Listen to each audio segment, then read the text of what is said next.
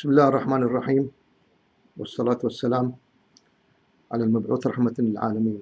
Assalamualaikum warahmatullahi wabarakatuh. Asy-Syiah wal Rawafid mengklaim cinta Ahlul Bait. Cinta Ahlul Baitnya mereka itu sesuatu yang sangat spesial, melebihi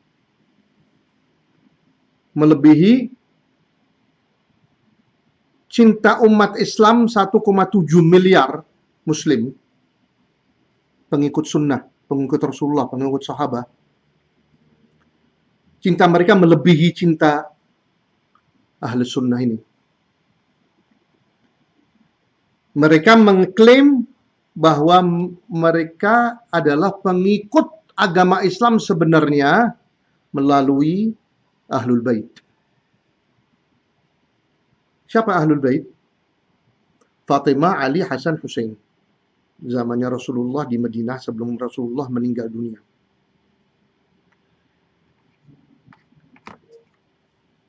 Jadi agama Rasulullah ini mendidik sahabat yang ujungnya banyaknya itu 120.000 sahabat. Rasulullah mendidik mereka, di antaranya Ali bin Abi Thalib. Tapi Syiah mengatakan bahwa yang disampaikan melalui Ali bin Abi Thalib itulah yang diterima.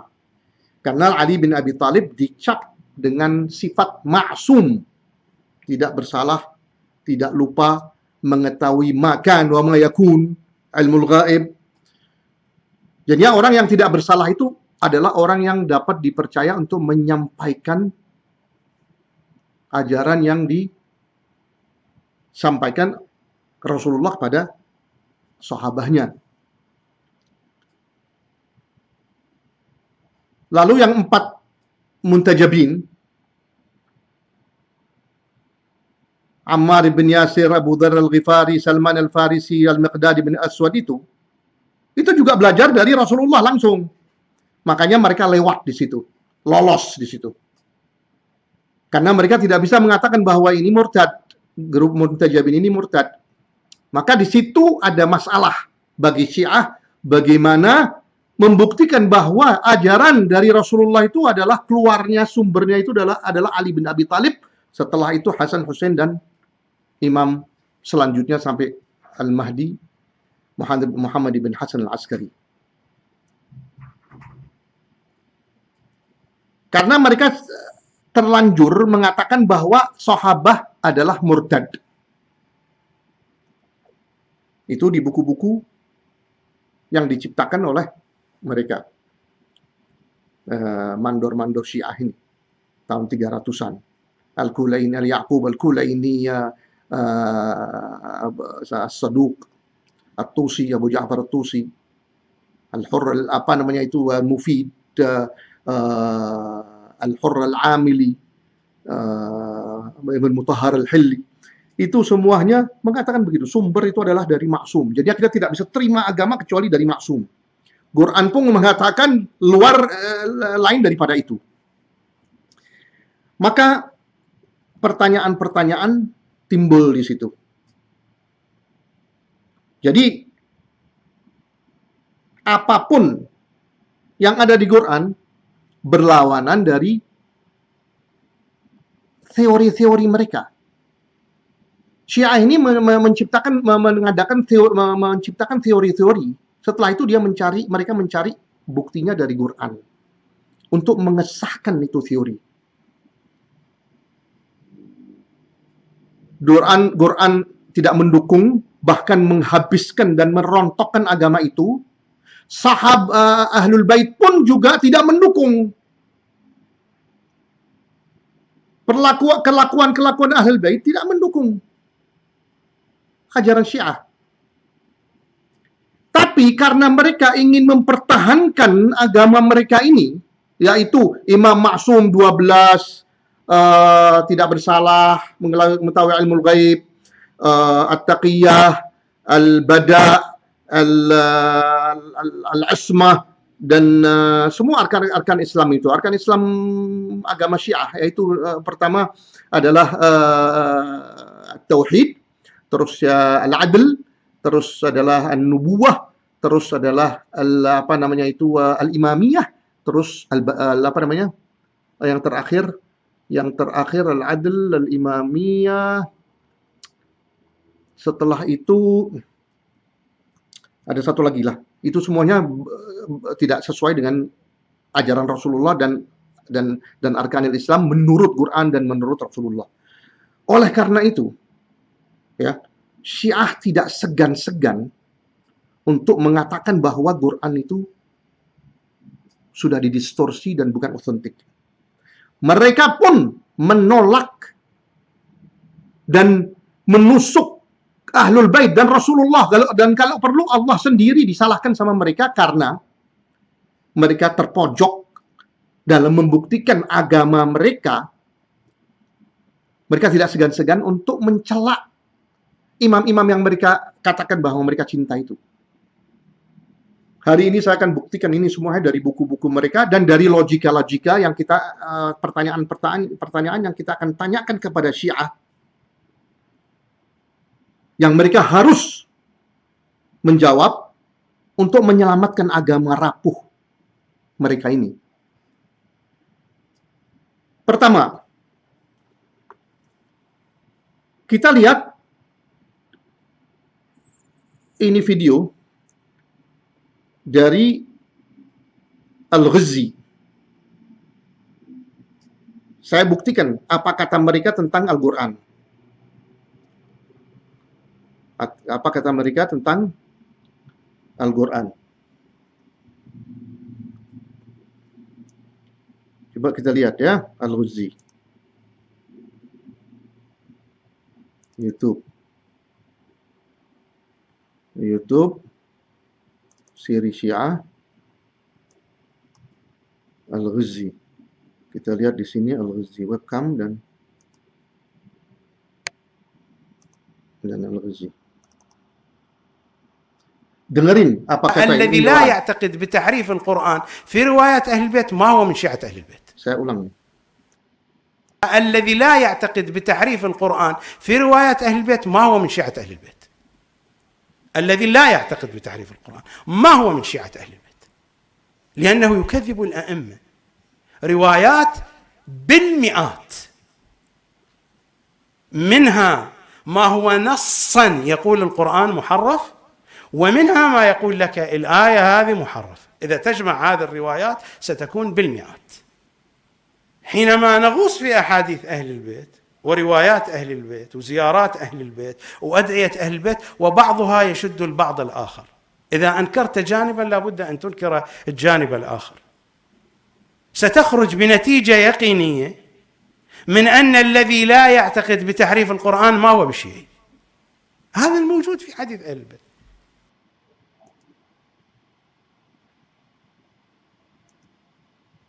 Apa kata mereka si Al-Ghazi ini? Dia mengatakan bahwa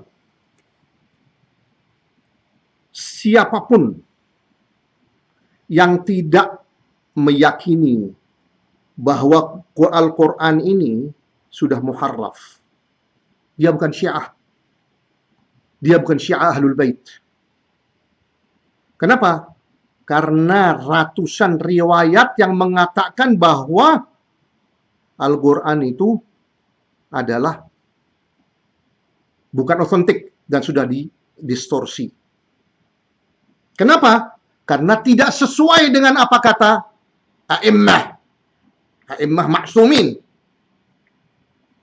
Jadi kata Allah, inna nahnu nazzalna dzikra wa inna lahu lahafizun. Karena tidak sesuai dengan a'immah, maka kata-kata a'immah mereka, maka Al-Quran itu muharraf. Dan barang siapapun yang tidak percaya dan yakin bahwa itu Quran itu muharraf, sudah didistorsi, itu bukan Syiat Ahlul Bait.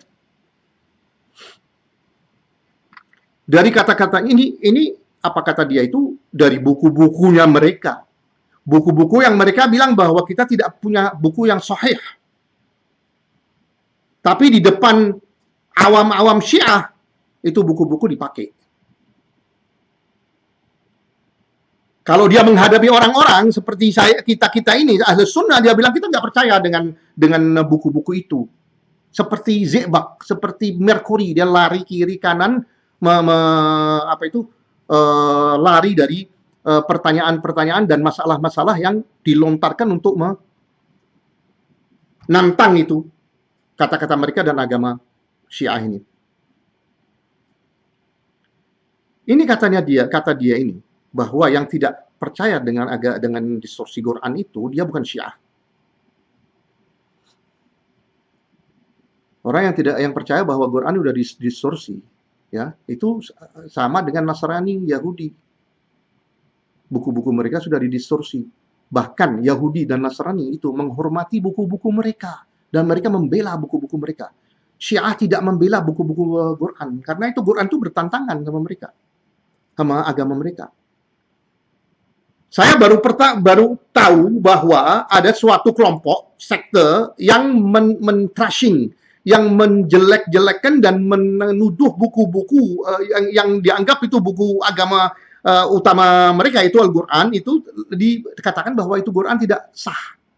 Semua orang membela-bela, semua agama membela-bela buku yang mereka sah. Ini Syiah mengatakan bahwa Qurannya tidak sah. Kenapa? Karena mereka tidak mendapatkan bukti-bukti yang mendukung agama mereka. Maka mereka lari. Kemana? Bahwa untuk membuktikan Imam 12 itu adalah kita pakai akal. Bukan pakai nas wahyu, tapi pakai akal. Pertanyaan, mereka menimbulkan permasalahan lagi dengan mengatakan bahwa pakai akal ini. Pertama, akal siapa yang mau dipakai sebagai standar? Ada 7 miliar orang sekarang ini. Masing-masing punya akal-akal sendiri-sendiri. Akalnya siapa yang mau dipakai? Setelah itu orang-orang yang di hutan-hutan yang punya akal, otak dan sebagainya. Mereka bisa bagaimana dengan akal mereka sampai kepada agama Islam dan ada suatu prophet Rasul namanya Muhammad Sallallahu Alaihi Wasallam. Mungkin akal manusia bisa sampai kepada bahwa ada Allah, ada pencipta, dan mungkin juga ada rasul-rasul sebelumnya yang diutuskan oleh Allah. Nama-nama rasul-rasul. Tapi nama-nama rasul-rasul itu sebelum itu rasul muncul, diutuskan oleh Allah. Bagaimana bisa dia mencapai, akalnya dia bisa mencapai bahwa ada Rasul namanya Muhammad atau Isa atau Musa atau Yakub atau Ibrahim. Kalau kita mau pakai akal nih sekarang, kufar Quraisy duduk di antara Muhammad Sallallahu Alaihi Wasallam, Nabi Muhammad hidup di antaranya sampai terkenal sebagai Al-Amin. Tapi mereka tidak tahu bahwa Nabi Muhammad itu adalah Rasul dan dia itu yang akan menerima wahyu. Jadi akal mereka tidak sampai, tidak memberi mereka jalur untuk mengetahui Rasulullah itu siapa, namanya siapa. Mungkin sampai Nabi, tapi namanya siapa, datangnya kapan, agamanya apa, sholatnya gimana, agama Islamnya dari mana mereka tahu kalau tidak dengan nas wahyu. Kita tahu sholat, som, zakat, akhlak, kehidupan, talak, hukum-hukum syara itu dari mana? Dari Quran, dari wahyu. Kalau bukan dari wahyu, akal kita tidak bisa menyampai ke situ.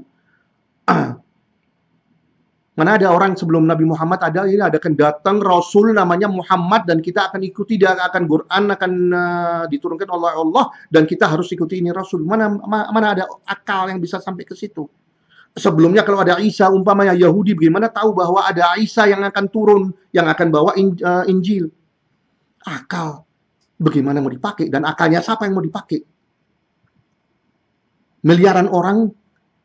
Maka mereka mengatakan ujung-ujungnya bahwa kalau suatu Syi'i, akalnya dia tidak mengantar dia untuk percaya bahwa ada Imam 12, dia tidak berdosa dan dia tidak ada hujjah bagi dia.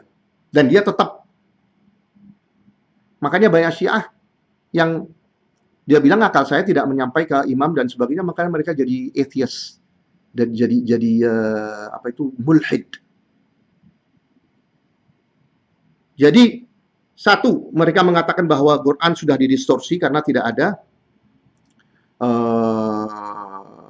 ayat-ayat yang mendukung Imam 12 dan sebagainya. Dan kelakuan-kelakuan dan agama Ahlul Bait itu tidak sesuai dengan apa yang mereka percayai. Saya akan bawa sekarang berapa kejadian, berapa cerita ya tentang bahwa mereka ini, kalau mereka melihat bahwa di buku-buku mereka yang tersisip-sisip menceritakan tindakan sesuatu a'immah itu seperti Ali bin Abi Thalib dan Hasan Hussein, itu mereka tutup mata. Tetap mereka pertahankan bahwa a'immah ini maksum dan kita wajib, dan itu wajib taat. Dan mereka tidak lupa dan mereka mengetahui ilmu gaib. Sampai seperti itu, dan mereka tidak segan-segan untuk mencela Ahlul Bait dan mencela a'immah mereka sendiri. Let alone apalagi Ahlul Bait yang bukan 12 dan dengan Fatimah Zahra dan Ali bin Abi Thalib ini. Nah, kita Ahlus Sunnah, cinta kita pada Ahlul Bait itu di tempatnya. Kita tidak berlebihan untuk mengangkat mereka sebagai sesuatu yang berlebihan. Kalau kita mengangkat mereka sesuatu berlebihan, itu adalah apa kata manusia, itu tidak bisa dibuktiin. Makanya agama kita agama yang rapuh, yang tidak ada buktinya. Saya akan buka ini satu cerita dari Nahjal Balaghah.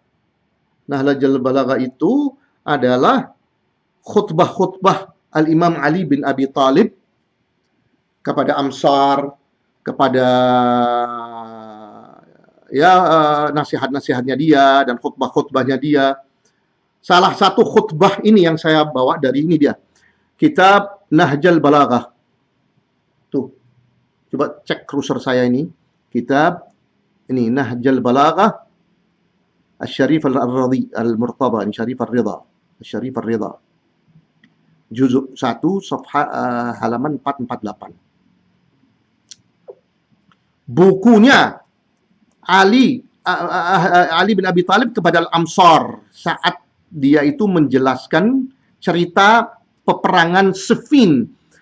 Peperangan Siffin ini adalah perang pertama yang terjadi antara Muawiyah radhiyallahu wa Ali bin Abi Thalib radhiyallahu anhuma wa ardhahum.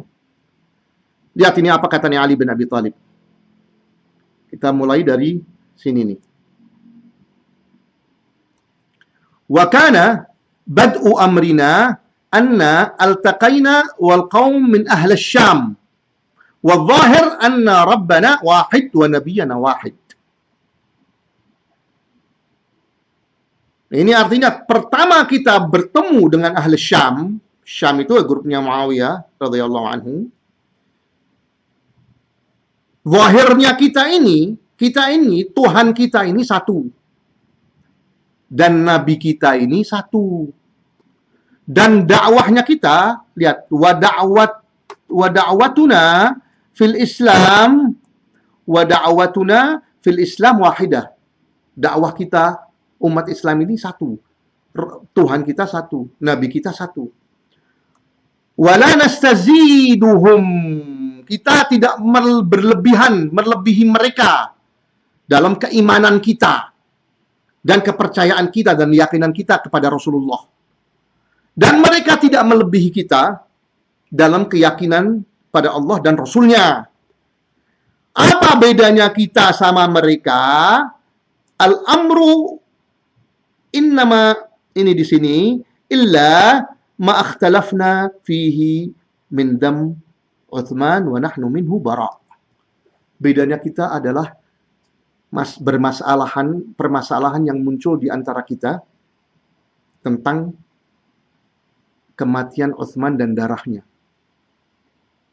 Muawiyah dan sahabah Al-Kibar, sahabat yang besar, minta supaya menindak pembunuh Uthman bin Affan, terbunuh secara zalim, yang berada di Al-Basrah di Irak. Ali bin Abi Thalib merasa bahwa karena keadaan masih kacau, Ali bin Abi Thalib merasa bahwa harus keamanan dan ketentraman dan kedaulatan harus ditentramkan dulu, baru nanti kita akan bertindak untuk menindak pembunuh Utsman. Pertiangkaiannya di situ.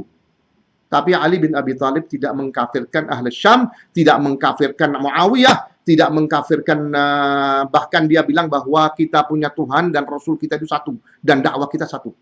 Ini Syiah tidak terima seperti ini. Syiah tidak terima hal seperti ini, maka mereka memaki-maki Muawiyah dan melaknat Muawiyah radhiyallahu anhu. Ini salah satu di mana Syiah tidak sesuai akidah mereka dengan akidah Ahlul Bait. Satu lagi, ini di Nahjul Balaghah. Satu lagi, di antara kejadian Hasan bin Ali radhiyallahu anhu. Apa masalahnya Hasan bin Ali bin Abi Thalib?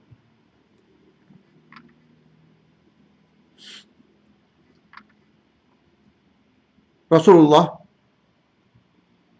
pernah mengatakan bahwa ibnai hada sayyid la'alla Allah yuslih bihi baina firqatain minal mu'minin. Rasulullah sudah memprediksi, itu hadis sahih, ada di Bukhari dan Muslim dan semua kutub-kutub ahli sunnah, bahwa Hasan itu Rasulullah memprediksikan, mengatakan bahwa Hasan ini akan mendamaikan dua kelompok. Setelah Ali bin Abi Thalib meninggal, yang ada di kepalanya Hasan radhiyallahu anhu adalah bagaimana menyerahkan kekuasaan kepada Muawiyah. Oleh karena itu, dia pertama yang dia lakukan adalah untuk membuat perdamaian. Makanya tahun itu dikatakan, disebut sebagai Am As-Salam atau Am Al-Amn atau apa gitu, pokoknya tahun perdamaian. Hasan radhiyallahu anhu mengeluarkan syarat-syarat. Apa syarat-syaratnya? Perintahlah dengan sunnatullah dan kitabullah dan sunnat rasuluhu. Sunnat ar-rasul. Hasan bin Ali dalam syarat-syarat surat yang ditulis itu adalah menyaratkan pada Muawiyah untuk memerintah dan melakukan hukum Islam sesuai dengan buku kitab Allah dan sunnat rasulahu, bukan sunnat Syiah atau sunnat al-Mu'tazilah atau al-Murji'ah. Sunnat Allah, kitab Allah wa sunnatuhu, sunnat rasuluhu. Tapi Syiah tidak itu. Tidak menerima itu.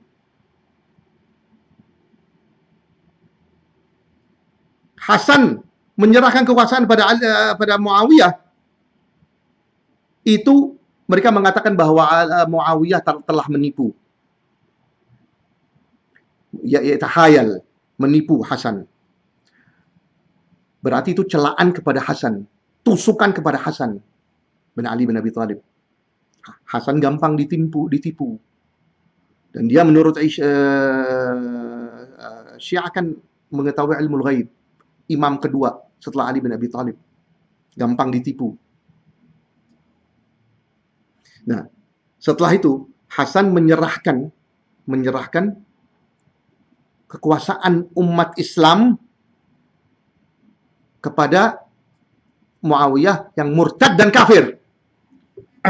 Berarti Muawiyah itu Amirul Mukminin atau Amirul Kafirin dan Murtadin. Di situ jeblosan lagi satu itu. Pertama, Hasan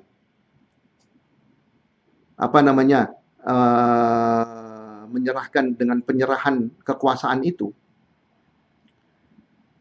dia mensyaratkan tuh syarat-syarat pada Muawiyah. Kalau umpamanya dia salah dengan tindakan itu, berarti dia menyerahkan kepada Muawiyah ini kekuasaan umat Islam. Tapi mereka mengatakan bahwa umat Islam itu sudah murtad kecuali 4 atau 3 orang itu. Berarti Muawiyah jadi Amir al-Murtaddin dan Amir al-Kafirin.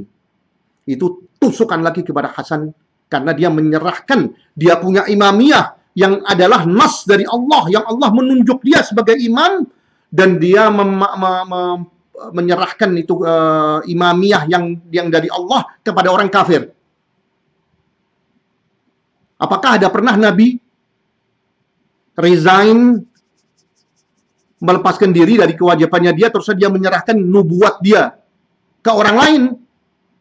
Imamah ini kan seperti nubuah, mengetahui ilmu gaib, kata-kata mereka adalah syara', mereka menerima wahyu, mereka tidak salah. Apakah Hasan salah ini di sini?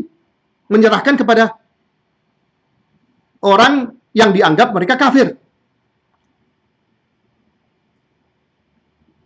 Dan kalau umpamanya Hasan itu Muawiyah murtad dan umat Islam semuanya murtad, berarti Hasan itu adalah Amir al-Murtaddin.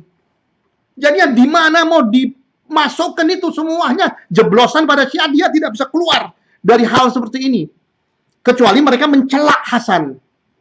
Di sini masalah ilmu ghaib dan maksum udah rontok.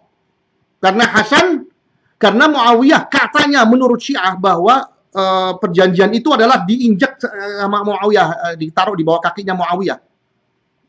Kalau Hasan mengetahui ilmu ghaib, ya, dan dia mengetahui bahwa Muawiyah tidak akan patut pada syarat-syarat itu, dan dia mengetahui ilmu ghaib, kenapa itu kekuasaan diserahkan pada Muawiyah? Anggap kekuasaan sudah diserahkan pada Muawiyah, dan Hasan tahu bahwa Muawiyah tidak patut dan tidak mengindahkan itu syarat-syarat. Kenapa dia tidak mengumpulkan kelompoknya dia memerangi Muawiyah lagi? Dan saat itu Hasan bin Ali di bawahnya dia ada 12.000 pasukan. Kalau dia ingin menghabiskan ahli Syam, Muawiyah dia gampang menghabiskan ahli Syam. Kekuatannya dia itu sangat besar. Tapi dia kan memilih supaya tidak ada pertumpahan darah antara umat Islam, makanya dia buat perdamaian itu. Jadi di sini Syiah tidak setuju dengan tindakan imam nomor 2. Makanya mereka mengatakan bahwa Hasan ini adalah mudhillal mu'minin. Di buku-buku mereka itu tidak ada sebutan atau suatu riwayah yang diasalkan dari Hasan alaihissalam radhiyallahu anhu. Tidak ada, mungkin saya kelewatan, tapi buku-buku saya baca semua tidak ada. Dari Hasan radhiyallahu anhu tidak ada. Dan dengan ini ya Syiah sudah mencela Hasan, tidak mengindahkan Hasan. Dan dengan cerita seperti ini, maksum, tidak salah, tidak berdosa mengetahui ilmu gaib itu gugur. Pertama dia menyerahkan kepada orang kafir, dia menyerahkan kekuasaan yang Allah bagi dia direct dari langit sebagai imam kedua. Setelah Muawiyah mengingkari dan tidak mengindahkan syarat-syarat itu, dia diamkan aja, dia tidak memerangi. Bahkan setelah itu Hasan hidup damai di zamannya Muawiyah. Dan dia dapat sesuatu uqtiyat. Dia mendapat Ahlul Bait, Muawiyah membayar itu gaji-gaji untuk Ahlul Bait saat itu. Ini salah satu lagi di mana Syiah tidak mengindahkan dan tidak mau patut pada tindakan Ahlul Bait imam nomor 2. Bahwa Hasan telah melakukan perdamaian, maka dicap sebagai mudhillal mu'minin. Itulah cintanya Syiah Rawafid ini kepada Ahlul Bait. Ini Syiah kalau di pojok-pojokan seperti ini, dia tidak tahu bagaimana menjawab, tidak bisa lari dari ini. Sama sekali tidak bisa lari. Apa? Jawaban mereka apa? Salah satu jawaban yang saya dengar bahwa, oh itu Hasan itu mau mengetes Muawiyah. Jadi dia serahkan kekuasaan untuk mengetes Muawiyah. Apakah Muawiyah akan patut pada syarat-syaratnya apa tidak? Nah, setelah dia tidak patut, kenapa tidak diserang kembali dan direbut kekuasaan dari Muawiyah? Itu cerita tercatat semuanya di buku-buku ahli sunnah, cerita sejarah itu. Tapi sejarahnya Syiah itu tidak punya bukti-bukti. Jadi Quran itu adalah dalil-dalil dari Quran itu tidak ada. Anda tahu ya Syiah, hadis-hadis yang dipakai untuk membuktikan imamiyah itu semuanya hadis-hadis yang asalnya dari ahli sunnah. Karena zamannya Madinah itu tidak ada Syiah. Syiah tidak ada. Ali bin Abi Thalib tidak tahu Syiah. Hasan tidak tahu Syiah. Dan Ali dan Hussein semuanya itu orang-orang sahabat tidak tahu ada imam-imam munassab dari Allah dengan nama-nama yang disebut sama Allah, tidak tahu. Kalau mereka kalau itu ada, yang pertama yang akan tahu mereka. Kejadian kedua,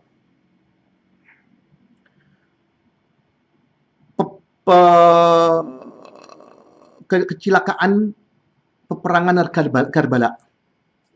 Istishhad Sayyidina Hussein alaihi salam. Maaf saya potong dulu ya. Ini kalau kita bicara seperti ini, apa sebenarnya? Dan kita pertanyakan persoalan-persoalan seperti ini. Syiah larinya kemana? Ente nasibi, ente benci Ahlul Bait, ente tidak terima Ahlul Bait, ente.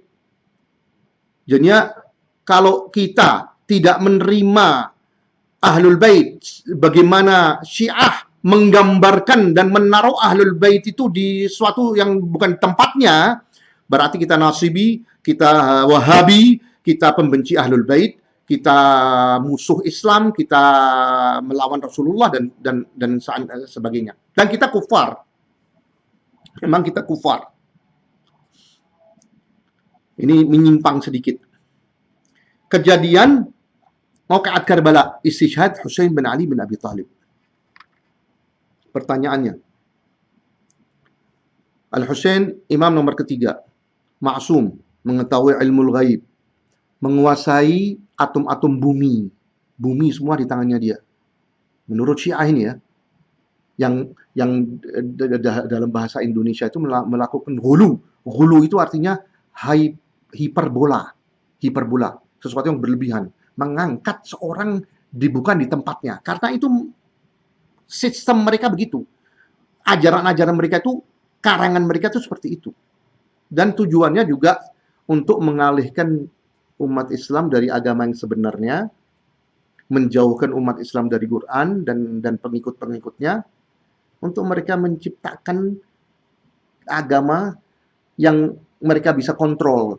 Makanya sumbernya dibuat dari Ali bin Abi Thalib dan Imam 12, di luar itu tidak diterima, dan dibuat arkan-arkan agama yang tidak ada di Quran atau diketahui sahabat dan Ahlul Bait. Ya, tujuannya itu bisa aja dikatakan bahwa mereka ingin menghidupkan kejayaan Sasani mereka itu. Kenapa urusan agama Syiah ini adalah di Iran? Kenapa di Iran? Kenapa tokoh-tokoh maraji' itu ajam semuanya dari Iran yang tidak bisa bahasa Arab, tidak bisa baca Quran? Kenapa?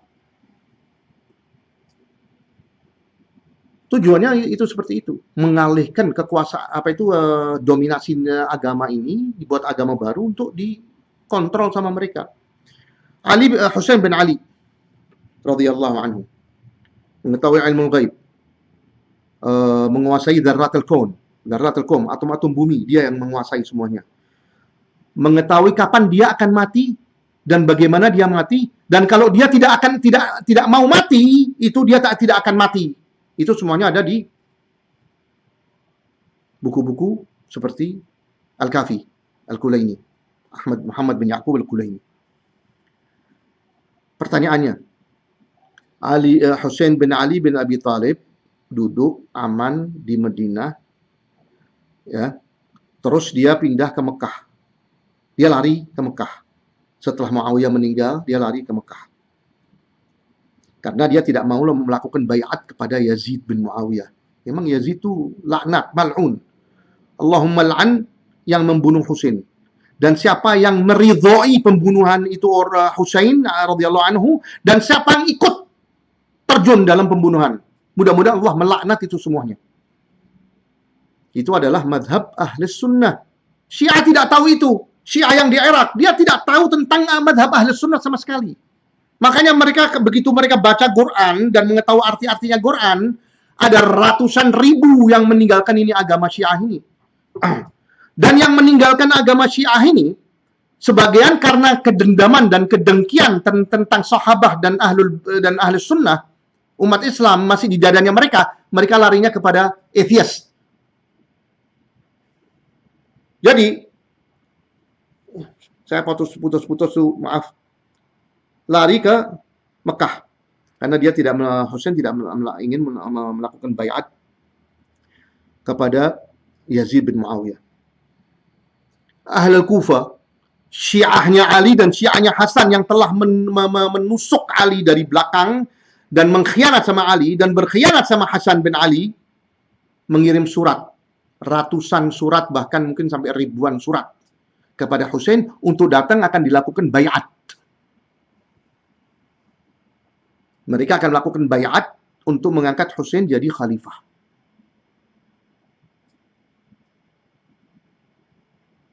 Sayyidina Al-Husain tidak percaya, mau yakin tentang ini. Ini orang yang mengetahui ilmu ghaib, dia ingin yakin apakah ini benar. Dia kirim Muslim bin Aqil. Muslim bin Aqil itu sepupunya dia. Aqil amminya dia, adiknya Ali bin Abi Thalib atau kakaknya. Muslim ke sana. Dia lihat semua everything oke, semuanya oke. Orang pada bayat kepada Husain, dia panggil Husain suruh datang. Ini Husain yang mengetahui ilmu ghaib. Dalam perjalanan datang Ubaidillah bin Ziyad yang ditunjuk Yazid bin Muawiyah ke Kufah. Dia bongkar ini semuanya dan semua pengikut-pengikut Muslim bin Aqil meninggalkan Muslim bin Aqil. Muslimnya sendiri sebelum dia sempat untuk mengasih tahu Husain yang dalam perjalanan sempat dibunuh sama la'natullah alaih Ubaidillah bin Ziyad. Allah il'anu. Husain dalam perjalanan. Pertanyaannya, di mana ilmu ghaib? Di mana ilmu ghaibnya Husain bin Ali? Dia bawa anak-anaknya sampai anak-anak bayi dibawa untuk dia mengetahui bahwa dia akan mati atau dia akan terjadi peperangan di Karbala. Mana ilmu ghaib? Rontok lagi ini bagi Syiah ilmu ghaib. Alasannya apa? Ada lagi cerita ini yang lebih dahsyat lagi.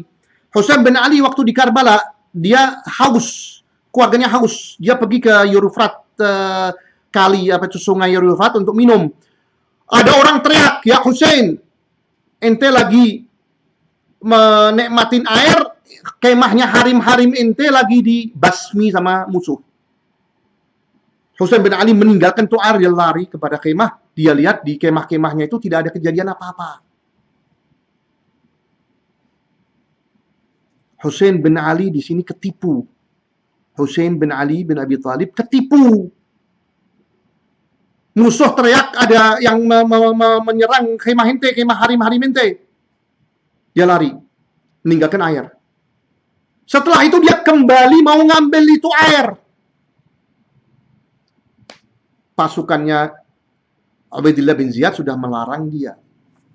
Akhirnya matinya, meninggalnya pun sangat mengenaskan dalam keadaan haus. Di mana ilmu ghaib yang menyebabkan Husain ini ketipu, terus dia lari mengecek apakah ya benar itu khaimahnya harim-harimnya dia sudah dibantai. Mana ilmu gaib di sini? Saya perlu jawaban ini dari Syiah ini. Ada jawaban. Apa jawabannya? Si stupid sinting satu Syiah mengatakan apa? Bahwa itu Ali bin Abi Thalib ingin membuktikan kepada umat Syiah bahwa harim-harim lebih penting dari minuman air. Mau membuktikan sunnah gitu loh. Jadi ya harim-harim itu lebih penting dari minum air. Timbul pertanyaan. Ini untuk lari dari melindungi atau menetapkan keluar dari kejeblosan itu yang membuktikan bahwa ilmu gaib itu tidak ada di aimah-aimah ini semuanya. Hasan pun sudah rontok ilmu gaib di situ karena seperti yang saya jelaskan sekarang Husain bin Ali. Jadi pertanyaan yang timbul karena Syiah ini menjawab bahwa itu Ali bin Abi Thalib memberi contoh bahwa melindungi harim-harim ini lebih penting dari minum air, ya. Timbul pertanyaan lagi. Itu dalam posisi seperti itu, ya, sangat genting sekali. Apa kepentingannya untuk membuktikan bahwa harim lebih penting dari minum air? Satu. Kedua, apa namanya?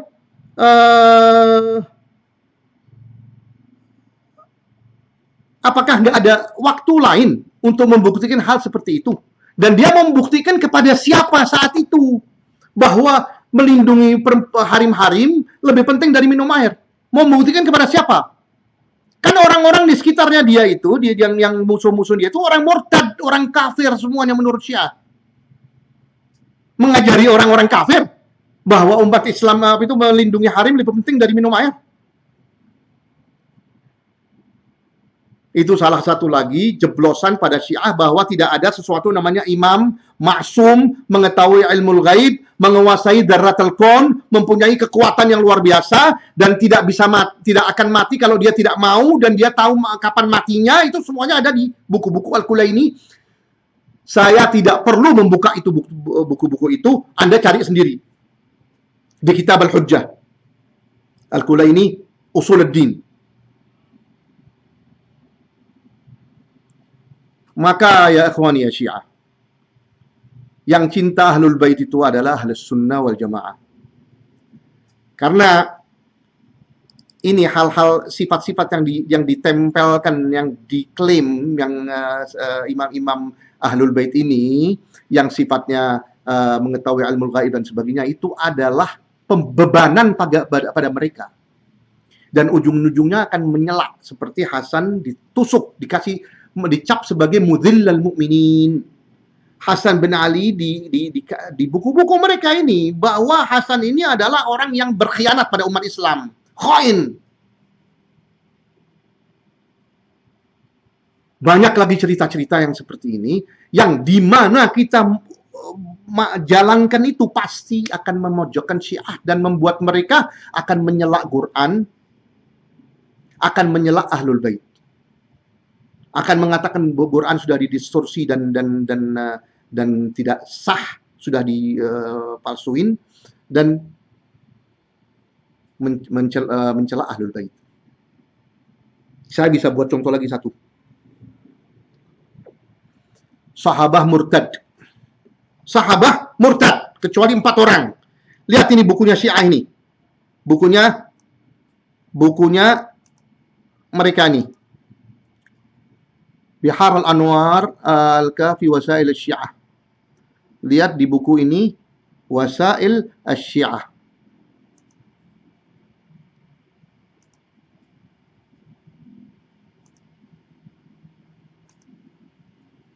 Wasail al-Syiah, ya. Lihat, ini bukunya namanya apa? Ismul Kitab Wasail al-Syiah. Al-Syekh Al-Hurr Al-Amili, salah satu pentolan mereka nih, salah satu mandor-mandor mereka. Sahabah murtad kan? Syiah bilang sahabah murtad. Ini mereka mau lari dari mana nih? Dari buku mereka sendiri nih, yang keselip, mungkin lupa dihapus ini atau secara salah mereka. Makanya kalau walau anna apa itu wa in kana min 'indi ghairillah lawajadu fihi ikhtilafan katsira. Surat An-Nisa. Kalau bukan dari Allah Subhanahu wa taala, maka permasalahannya banyak dan kontradiksinya itu beribuan. Lihat di sini. An Al-Fadl bin Al-Hasan At-Tabrasi bi isnadihi fi Sahifat Ar-Ridha. Ar-Ridha Ali Ridha ini. Ali Ridha mengatakan alaihi salam an abaihi, dari bapak-bapaknya Ali Ridha, dari Rasulullah sallallahu alaihi wasallam qal, Rasulullah mengucapkan, bersabda, man sabba nabiyyan qutil, barang siapa yang memaki nabi, hukumannya adalah pembunuhan. Wa man sabba sahib nabi julid.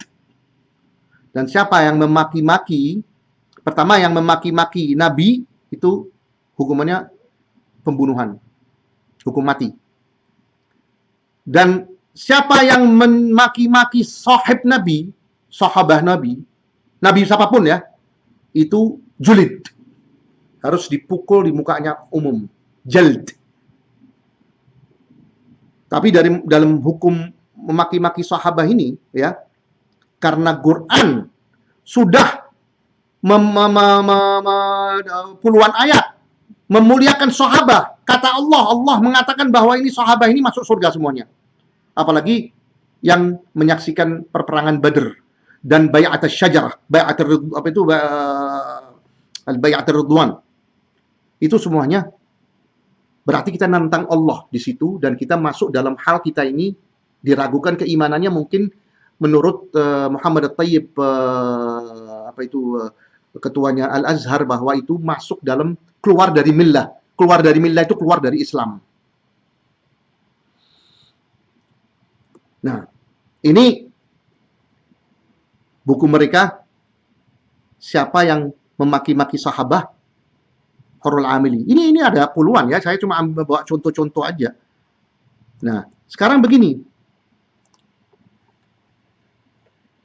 Sahabah yang murtad ini semuanya setelah meninggal Rasulullah ya. Sebelum Rasulullah meninggal, mereka menurut Syiah mereka oke-oke aja, beriman. Tapi kan sebelum meninggal Rasulullah, kan mereka mempunyai ilmu, mereka hadis-hadis didengarkan Rasulullah, mereka hafal Quran dan sebagainya. Itu ilmu-ilmu itu di mana semua? Nggak ada sama Syiah, karena Syiah tidak ada waktu itu, zamannya itu. Ali bin Abi Thalib masih kecil, dia lahir Yaumul Ba'tsah, waktu Rasulullah menerima wahyu itu umurnya dia 10 tahun.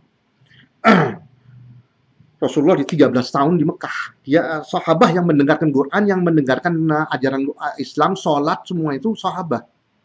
Sebelum mereka murtad, kalau menurut Syiah ini. Itu ilmunya semua di mana? Tidak ada satupun tentang sahabat di buku-bukunya Syiah. Ya, itu mungkin karena mereka mengatakan bahwa ajaran Islam itu bisanya diterima dari Imam Ma'sumin, Ali bin Abi Thalib dan Imam 12. Tapi kalau setelah Rasulullah meninggal terusnya ini jamaah murtad ini, saya mau tanya, wahai Syi'i, Rafidhi, mau tanya saya, Abu Bakar As-Siddiq memerangi al-murtaddin, Musailam al-Kadzdzab, Al-Aswad Al-Ansi, Ibnu Nuwairah. Itu semuanya ada yang menolak zakat, ada yang menolak, ada yang mengaku nabi. Abu Bakar Siddiq memerangi murtad-murtad ini. Jadi sahabat murtad ini, mereka memerangi kaum murtad. Bagaimana itu nyambungnya, itu gimana? Lebih dahsyat lagi, Ali bin Abi Thalib ada di antara pasukannya Abu Bakar Siddiq, dan dia menjadi penasihat dan wazir di tentaranya Abu Bakar Siddiq. Dan saat Umar menyebar Islam di tempatnya Majus, itu Ali bin Abi Thalib adalah penasihatnya Umar ibn al-Khattab. Jadi yang murtadin ini pergi ke Iran, tempatnya Majus, menyebar Islam. Bayangkan inti. Terusnya pergi ke Syam, memerangi Romawi, menyebar Islam di Syam. zamannya Abu Bakar Siddiq, zamannya Umar bin Khattab, zamannya Utsman bin Affan, mereka sampai ke Uighur. Zamannya Muawiyah bin Abi Sufyan, terusnya Abdul Malik bin Marwan, mereka sampai ke Spanyol. Ini murtad memerangi orang kafir dan orang murtad. Kafir melawan kafir. Nyambung apa enggak itu ya, wahai Syi'i? Mau dibawa kemana ini? Sejarah seperti itu mau dibawa kemana? Mereka tidak bisa memalsukan setiap kejadian dalam sejarah, tidak bisa mereka memalsuin. Justifikasinya rontok semuanya. Ini semuanya perlu jawaban. Murtad memerangi murtad. Ali bin Abi Thalib di antara orang yang murtad memerangi murtad.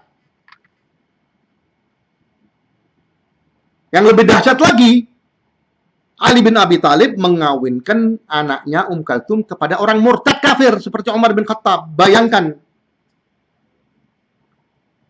Rasulullah kawin sama anaknya Umar bin Khattab, Hafsah, murtad, kafir. Rasulullah mengetahui ilmu ghaib. Saat Rasulullah meninggal, mau meninggal berapa hari, Umar bin Khattab, Abu Bakar Siddiq, Ali bin Abi Thalib, semuanya ada di suatu kamar di mana Rasulullah minta sesuatu kertas untuk menulis sesuatu. Itu ceritanya, cerita itu di Ahlus Sunnah, tapi didistorsi dipakai Syiah dan didistorsi. Umar bin Khattab, Abu Bakar Siddiq ada di ruangannya Rasulullah. Yang mengizinkan mereka masuk siapa? Kalau enggak Rasulullah sendiri. Bagaimana Rasulullah mengizinkan sekelompok orang yang akan menjadi murtad 3 hari setelah dia meninggal? Atau sebelum dia meninggal. Jadi 3 hari setelah itu, kejadian itu. Rasulullah tidak mengetahui ilmu ghaib. Menerima orang yang akan murtad setelah 3 hari. Dia meninggal, mereka akan murtad. Ini semuanya akan perlu jawaban-jawaban ya Syiah. Maka ya Syiah, ya, ini semuanya yang saya sampaikan ini bukan dari otak saya, tapi ada dari kejadian sejarah yang diakui, yang dicatat oleh Syiah sendiri, buku-buku Syiah sendiri, seperti Ibn Mas'ud. Itu dia simpatisan Syiah, dia menulis sejarah. Ada ini semuanya. Dan buku-buku mereka seperti saya sebut tadi itu. Diarul Hurrul Amili, Nahjal Balagha. Ini semuanya saya bawa dari buku-buku Anda. Saya anjurkan ya Syiah, agama Anda ini agama yang sangat rapuh. Bahkan ini agama memaki-maki sahabat dan memaki-maki Ahlul Bait sendiri. Buktinya sudah saya kasih tahu tadi itu di di kejadian Ma'rakatus Siffin, Ali bin Abi Thalib dan Hasan dan Husain bin Ali. Itu kejadian-kejadian itu secara langsung menyela sahabat dan itu Ahlul Bait dan menusuk Ahlul Bait. Ahlul Bait gimana menghadap Allah Subhanahu wa taala hari kiamat kalau mereka itu sudah diangkat sebagai hampir menjadi Tuhan sendiri. Bahkan mereka ada Syiah yang saya lihat program-program di YouTube tidak segan-segan untuk menyalahkan Allah untuk mempertahankan i'tiqad dan akidah mereka yang batil ini. Bacalah Quran, fahamilah Quran, demi Allah you akan mendapatkan semua itu jawaban ada di Quran. Kalau Anda masih percaya dengan Quran, tapi kalau Anda percaya dengan distorsi Quran, mendengarkan omongan-omongan yang ngawur seperti Al-Ghazi tadi itu, dia mengatakan bahwa Quran itu palsu karena tidak sesuai dengan apa kata Imamiyah, berarti dia mengutamakan imam-imam daripada omongan Allah Subhanahu wa taala dan kitab Allah Subhanahu wa taala. Jelas. Allah tidak benar. Saya akan melanjutkan ini sedikit supaya lebih mantap lagi. Coba kita lihat ya.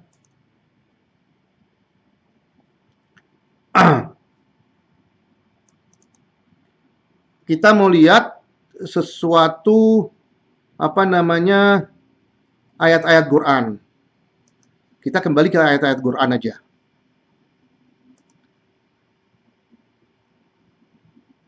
Ayat-ayat Quran. Saya di sini bukan memusuhi atau mencela atau menyebar kebencian atau apapun, saya hanya menjelaskan dan membuka mata Syiah. Nah, kalau ada yang dapat hidayah ya syukur, nggak dapat saya sudah kewajiban saya sudah sampaikan sebagai muslim. WhatsApp image.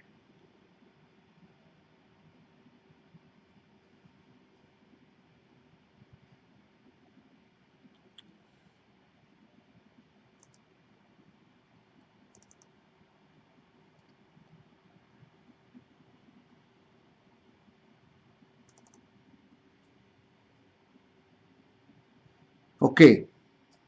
Bismillahirrahmanirrahim.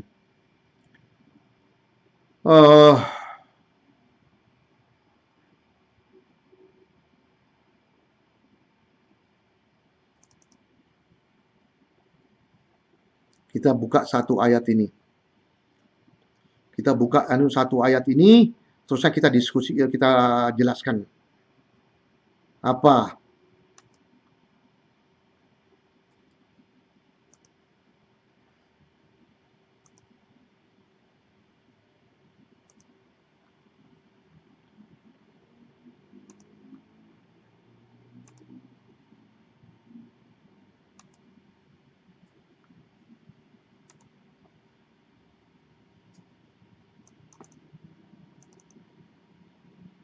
Coba kita baca ini Syi'i. Wahai Syi'i. Surat At-Taubah. Was-sabiqun al-awwalun minal muhajirin wal ansar walladzina ittaba'uuhum bi ihsan radhiyallahu anhum wa radaw anhu wa 'adda lahum jannatin tajri tahtaha al-anhar khalidina fiha abada dzalikal fawzul 'adzim. Was-sabiqun al-awwalun. Kita baca terjemahannya bahasa Indonesia. Orang-orang yang terdahulu. Lagi yang pertama-tama masuk Islam. Di antara orang-orang muhajirin. Siapa yang muhajirin? Siapa ya Syiah yang muhajirin? Orang yang dari Mekah yang masuk Islam di Mekah, hijrah ke Madinah. Itu adalah muhajirin. Ali bin Abi Thalib adalah salah satu dari yang muhajirin. Setelah Nabi Muhammad hijrah masuk dalam gua dengan Abu Bakar Siddiq yang diingkari sama Syiah, dia mengatakan bahwa dalam gua itu bukan Abu Bakar Siddiq, padahal Quran membuktikan itu. Rasulullah hijrah, baru Ali bin Abi Thalib yang tidur di tempat tidurnya Rasulullah untuk mengelabui kufar, hijrah. Makanya Ali bin Abi Thalib radhiyallahu anhu adalah salah satu dari al-muhajirin. Oke. Terus orang-orang yang mengikuti apa itu dan di antara orang-orang muhajirin dan ansar. Dan ansar. Siapa ansar? Orang-orang yang di Madinah yang menerima muhajirin, ditempatkan di rumah masing-masing. Mereka dipersaudarakan oleh Rasulullah. Itu adalah al-ansar. Yang ketiga, mengikuti dan orang-orang yang mengikuti mereka dengan baik. Siapa yang mengikuti mereka dengan baik? Ya Syiah. Keturunan-keturunan mereka. Nah, sekarang ini Allah mengkategorikan umat Islam saat itu 3 kategori. Al-muhajirin, di antaranya ada Ali bin Abi Thalib. Fatimah Zahra belum kawin sama Ali bin Abi Thalib dan mungkin masih kecil atau belum lahir itu Fatimah Zahra lahirnya di Madinah kalau salah. Iya ya, masih kecil Fatimah Zahra. Belum kawin.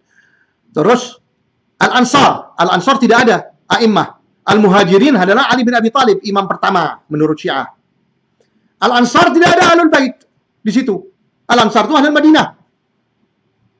Nah, a'immah-a'immah yang lain, Hasan, Husain, Ali Zainal Abidin, Muhammad Al-Baqir, Ja'far As-Sadiq, Musa Al-Kadhim, itu masuknya di mana?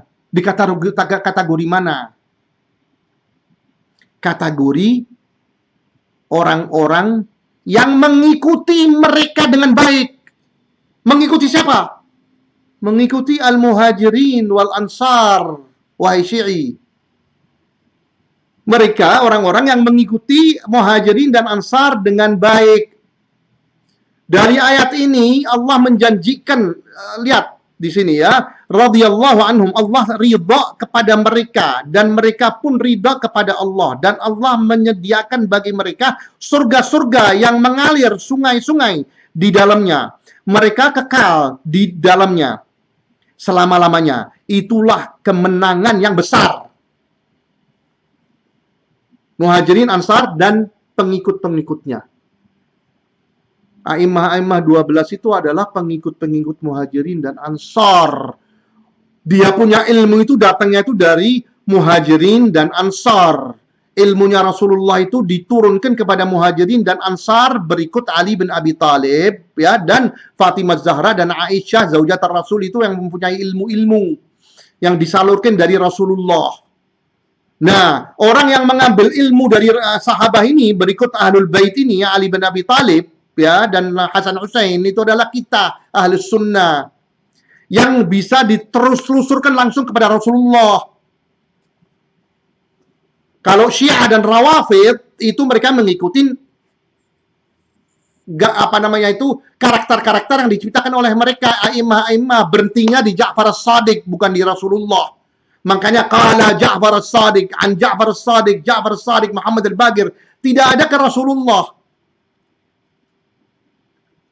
Jadinya mana yang lebih baik? Mengikuti sahabat yang ilmunya langsung dari Rasulullah, atau mengikuti orang-orang yang menyampaikan hadis riwayat-riwayat Ahlul Bait ini, imam-imam ini, yaitu Zurara bin A'yun, Ja'far Al-Ju'fi, Abu Basir, Abu Mukhnif. Ini orang-orang dari Kufah semua yang nggak pernah ketemu Ja'far As-Sadiq. Mereka Syiah itu mengambil itu agamanya itu dari orang-orang ini yang ujungnya ditelusuri ke Ja'far As-Sadiq. Riwayat-riwayat Ja'far As-Sadiq tidak ada dari Rasulullah. Nabinya siapa ini sekarang, Rasulullah atau Ja'far As-Sadiq? Dan di sini orang-orang yang mengikuti orang-orang yang mengikuti mereka dengan baik. Muhajirin, Ansar, dan yang mengikuti. Yang mengikuti itu yang setelah Muhajirin, termasuk Hasan dan Husain dan Ali Zainal Abidin dan orang-orang itu. Ini di sini Allah menjanjikan surga kepada sahabat. Ayat jelas muhkam, bukan mutasyabih di sini. Muhkam, bukan mutasyabih. Mau dibawa kemana ini ayat? Syiah tidak akan menerima ini. Makanya mereka tidak terima Quran dan tidak terima apa ajarannya Ahlul Bait. Karena mereka mempunyai agenda sendiri. Ya, itu Imam Ma'sum yang dikasih ismat supaya omongannya mereka itu sudah omongannya Rasulullah. Makanya mereka mengatakan bahwa apa kata Ja'far As-Sadiq itu adalah apa kata Rasulullah. Bagaimana bisa seperti itu? Rasulullah mengeluarkan hadis. Ya, dipakai apa mereka? Hadis At-Taqalain umpamanya. Ya. Ini tarikun fikum ma in istamsaktum bihi lan tadhillu ba'daha. Kitabullah wa itrati. Itu hadis dari Ahlus Sunnah, bukan dari itu. Itu yang hadis yang paling kuat, terkuat untuk membuktikan Imam 12 ini dan Ma'sum ini. At-Taqalain, Kitabullah dan Itrati. Itrati itu Ahlu Baiti. Sebetulnya riwayat Ahlu Baiti itu Rasulullah mewasiatkan orang-orang ini Allah fi Ahli Baiti. Jadinya lindungilah Ahlul Bait dan sebagainya. Tapi kitabullah udah dibuang sama mereka, ajaran Ahlul Bait dibuang sama mereka.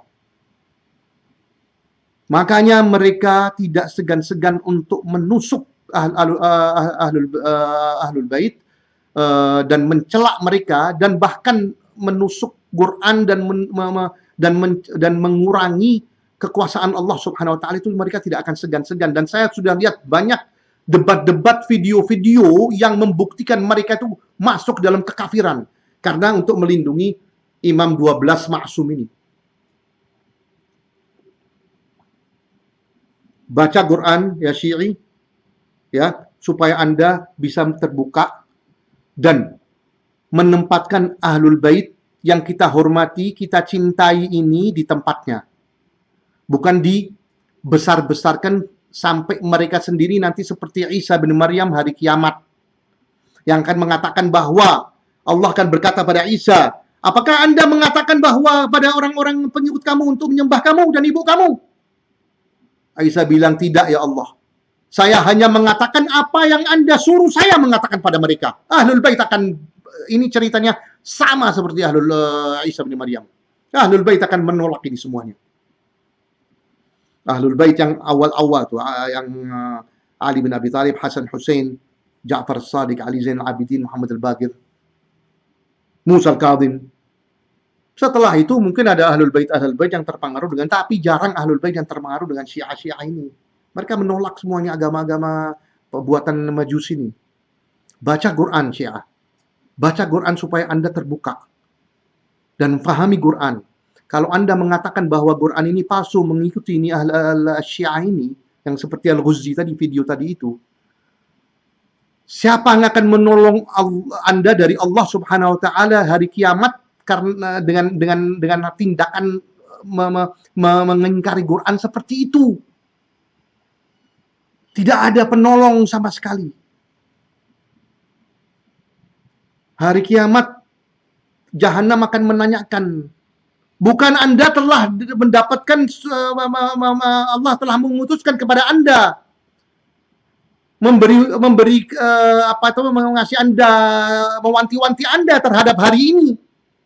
Jahannam akan ngomong seperti itu, dan tidak ada penolong. Bacalah Quran. Bacalah Quran. Mudah-mudahan Anda meninggalkan ini khuza'balat dan agama yang sudah banyak ditinggalkan orang. Orang yang mendapatkan hidayah pada nangis-nangis di YouTube, saya dengar itu. Mereka menyesali bahwa mereka mengikuti agama ini selama bertahun-tahun. Memaki-maki sahabah, memaki-maki Aisyah, zaujat Rasul. Bayangkan, Anda menerima, ya wahai Syi'i, kalau istri Anda dituduh berzina dan dimaki-maki, ini istrinya Rasulullah yang akan menjadi istrinya di hari kiamat. Di surga sana. Anda maki-maki. Sahabat yang menyampaikan kita Quran ini semuanya Anda maki-maki. Yang menyebar Islam di seluruh dunia. Kasih saya bukti dalam sejarah bahwa Syiah dan Rawafid ini telah menyebar Islam sampai sekarang ini. Islam tersebar di Amerika, di Eropa bukan dari Syiah. Karena agama Syiah tidak diterima. Bagaimana mau diterima? Kalau you datang berdakwah untuk orang masuk Syiah, Quran kita palsu, Nabi kita dikhianati oleh istri-istrinya, sahabat semuanya murtad, hanya 4 orang. Kalau yang percaya dengan Rasulullah cuma 4 orang, gimana ini Nasrani dan Yahudi akan percaya dengan Rasul yang seperti itu? Hasbunallah wa ni'mal wakil ya Syiah. Hasbunallah wa ni'mal wakil. Sekian. Subhanallah bihamdi astaghfiruh wa atubu ilaih. Wa sallallahu ala sayyidina Muhammad wa ala alihi wa ashabihi. Assalamualaikum warahmatullahi wabarakatuh.